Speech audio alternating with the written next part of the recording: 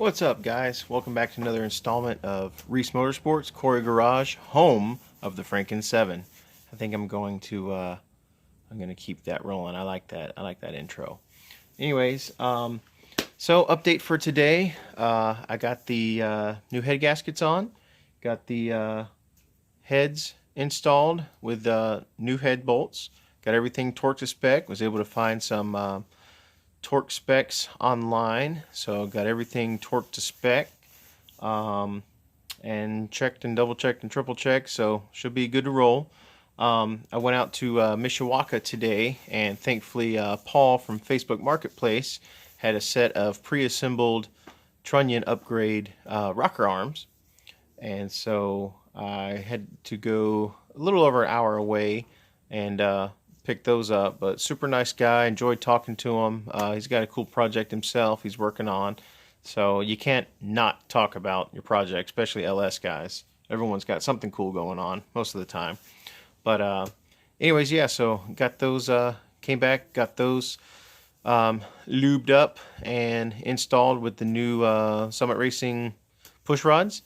I tried out my little push rod length measuring tool, and it was a little confusing. I watched a few videos online of other people using them, and I got the gist of it. And from what I understood, the push rods I have are actually seem like they're going to work okay. Once I got them torqued down, and there was no play in the actual rockers themselves, and there was also no I didn't really see the spring move hardly at all, the ones that were, supposed to be closed or whatever. So I think they're going to be okay. I compared them to the old one, and they are just a smidge longer, but that's good, I guess. I mean, when I say a smidge, I mean like 5/1000ths of an inch, or no, actually, I think they're. Anyways, pretty sure they're going to work. If not, I mean, at least push rods are pretty cheap. I don't think anything would be catastrophic at this point. I think if anything, it might either lack a little bit in power, or I would audibly hear something once it runs. But I think it's going to be okay. So anyways, yeah, so I went and got those. I got those installed. Everything's looking good. I think I got some pictures I'll put on Facebook, but I didn't get as many pictures tonight. So once I got that all buttoned up, I got those all torqued down and rotated the engine over like 2 or 3 times, and excuse me, they yeah, it seems to roll over really good. It's got, a little resistance because the I left the spark plugs in, so it was, building up compression and whatnot, so which is good. It's better that than like rotate too freely and no compression, I guess. So but yeah, it seems to be working all right so far, so we'll see. I started to put the intake manifold on and realized the bolts that I ordered, they're Allen head bolts. I just thought I'd dress it up a little bit, but they are about 3/4 of an inch too long, so probably actually a full inch too long. So I'm not going to be able to torque that down tonight, but I wanted to go ahead and at least kind of get that mocked up just to see how it's going to work with the I've got some billet eBay fuel rails with a braided stainless crossover, tube, and I got the new injectors in yesterday, so I wanted to mock those up just to see, make sure everything's going to work, see if I have to modify anything. But that'll be tomorrow's step. I do need to get those bolts. I'm gonna need to get. I still have my factory exhaust manifold gaskets. They're kind of thin and kind of chintzy, so I might see about just getting some new ones, just Felpro or whatever at Advanced Auto Parts. I didn't get a chance to take the spring compressor tool back today, so I'll be over there tomorrow anyways for that. So I'm going to grab that. I went to Meyer tonight because with turning over the engine, sometimes, it'll spit oil out the where the oil filter goes, and I haven't had an oil filter on there. So buyer beware. The AC Delco oil filter from Meyer does not thread on. At least I couldn't get this one threaded on. I don't know if it's just cheap design. I looked them up online, and apparently the part number is AC Delco P as in Paul, F as in Frank, 46E, and apparently E stands for economy. So they're cheaper made so that they're more easily recyclable. So I was thinking AC Delco, GM OEM filter would be one of the better options. I hate Fram. I will not use Fram unless I was just really hard up for oil filter. I think they're garbage. But this one's probably not going to be much better. And either way, it doesn't even work. I did look up part numbers and compare, and it is the appropriate part number, but mine must have just had a manufacturer's defect. I grabbed the first one on the shelf. My wife has this goofy thing where she doesn't grab anything that's immediately facing out on a shelf. She always reaches and grabs the one, two, or three back. So I guess I should have done that myself. But anyways, I'll pick up a better oil filter tomorrow anyways. Once we get the engine in and it's actually ready to fire up and, run, I'll probably do kind of like a break-in period. I understand it's not a brand new engine, but just to give, I'm not an engine builder, so I don't know what the best route to go as far as like breaking in something that's mostly rebuilt. I would imagine you would want to put, maybe not break-in oil, but something that's going to have a lot of additives just to get in all the little cracks and crevices and clearances of the bearings and all that good stuff, and give everything just a nice fresh coat of gooiness. So I've got a 5-quart jug of our Valvoline synthetic blend 530. I used to work at Valvoline. That was actually my first automotive job, and so sometimes I'm partial to them, but usually 99 times out of 100, I get my oil at Walmart. I get Mobil 1 synthetic and sometimes higher mileage synthetic, and Walmart carries a lot of the OE filters. So like for my daily driver Jeep, they have Mopar filters, so I get a Mopar filter for that. For my wife's RAV4, they carry Toyota filters, so I put a Toyota filter on it.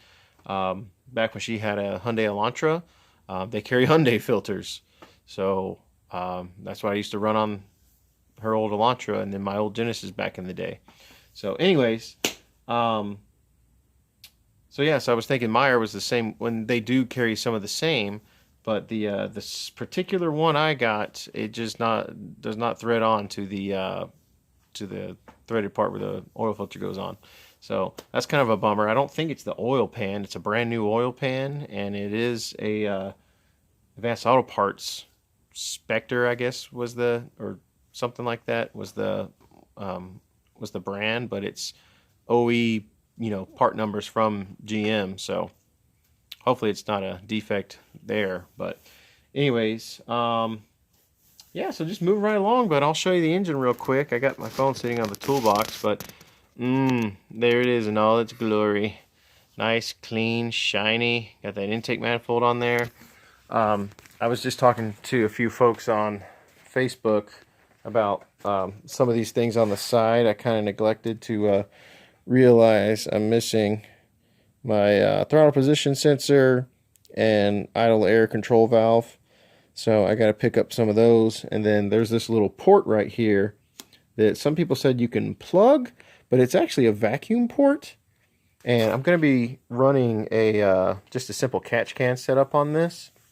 So I might use that for the vacuum access for the catch can, because basically, you have like, I guess, 2 supply feed lines, if you will, and a vacuum source.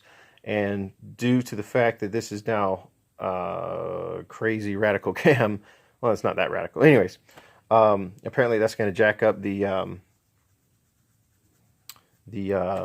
vacuum. Not jack it up as in increase, as in mess it up.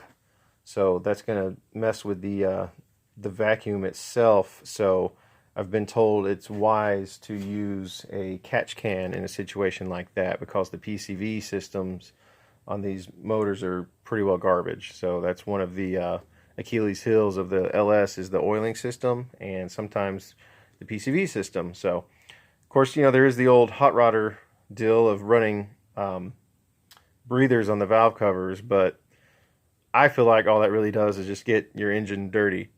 It just sprays oil mist everywhere, and I really don't want to do that. I spent a lot of time cleaning this mother And yeah, I don't want to have to go through and do that every time. Plus, I feel like if things are covered in oil, especially if they get near hot things, that just kind of makes a fire hazard. So that's my deal there. But here's the issue I was running into with these head bolts. They're nice, you know, nice little hardware. But then this is as far as I can tighten it down, and I can't even, you know, torque it. I left my Supermaster Allen socket set at work, so I might have to buy one little socket tomorrow to get these, or I'll just, well, I mean, I got to get new hardware anyway, so I guess I'll just get standard hex head bolts. But anyways, so I got to torque those down, and then yeah, I'll try the fuel rail and start making this thing look like an engine again. Oh, and I guess I need to go ahead and get the front main seal, rear main seal.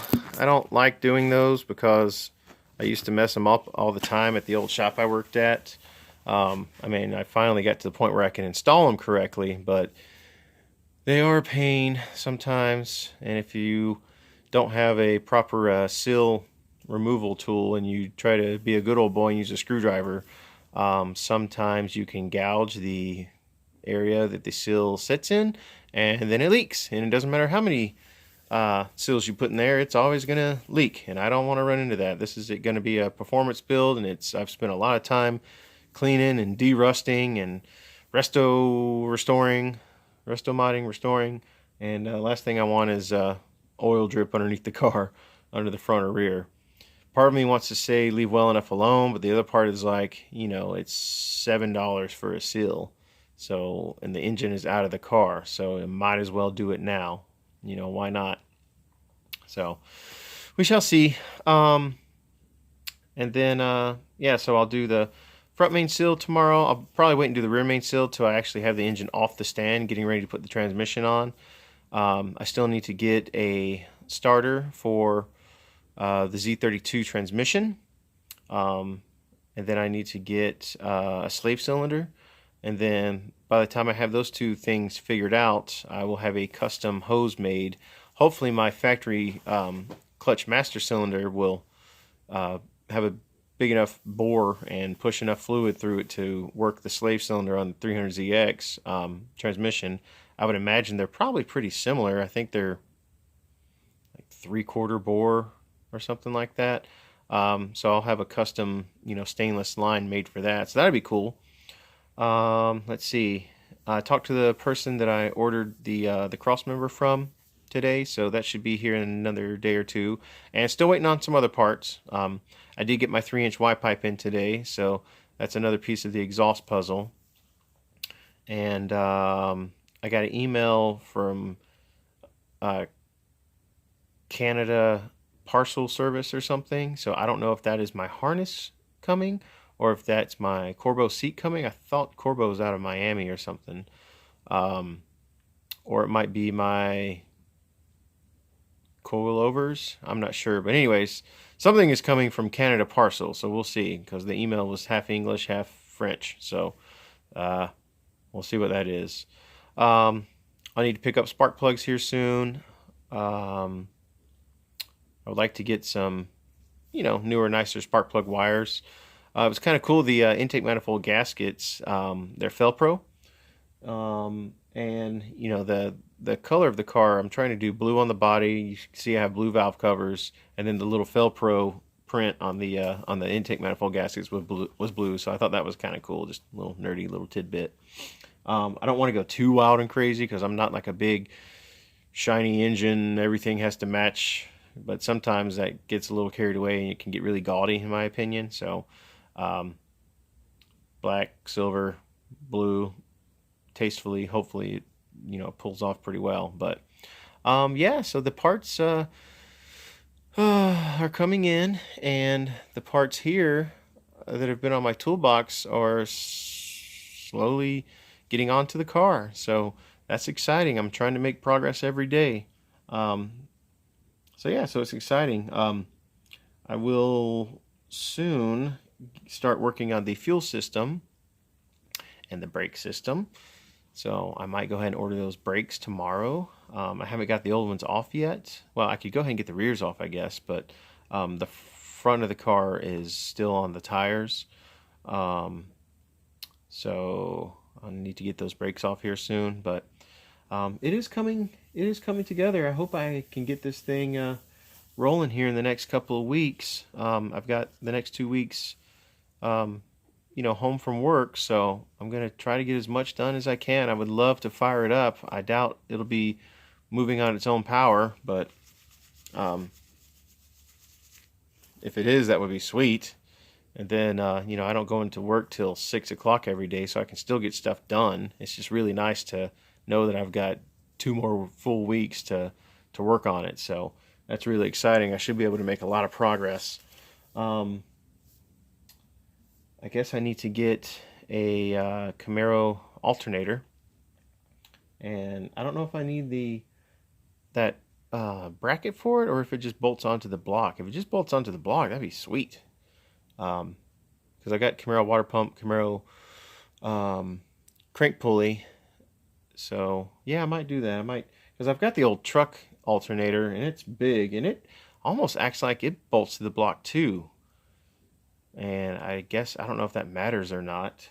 So yeah, it'd be great to not have to use any more adapters, just stuff bolt on. Makes for a cleaner setup, that's for sure. So that would be cool. But anyways, yeah, moving right along. I'm excited. I'm enjoying building it. I was talking to my brother today in Georgia and telling him how building this engine is so much fun. I wouldn't mind considering swapping a 4.8 or a 5.3 into the Jeep at some point, but it's it's kind of rusty underneath anyways, so maybe not. We'll see. The 3.7 is still chugging right along, so I'll just keep it rolling as long as I can. Obviously if it ever poops the bed, I'll need another daily like right away, so I might not do a swap on that. I might just drive it until it ceases to work and then move on from it. But anyways, I think that's all I have for right now.